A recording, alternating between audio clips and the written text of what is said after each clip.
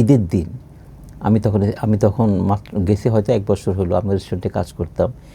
ঈদের দিন ওকে বললো আমাকে ছুটি দাও, আমার কালকে ঈদ, হ্যাঁ ছুটি হবে না, আমাকে ছুটি দিচ্ছে না।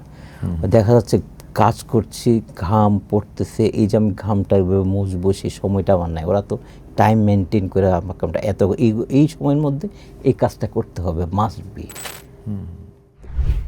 তো এখন ঈদের দিন আমি যখন বাসা থেকে বের হচ্ছে, ট্রেনে উঠবো, জবে যাব, দেখি যে অনেক অনেক লোক মসজিদে যাচ্ছে। আমি একটা বাঙালি এরিয়া থাকতাম, একটা মুসলিম এরিয়াতে, মানুষজন মসজিদে যাচ্ছে, নামাজ পড়তে। আমার শুধু বোবা কান্না।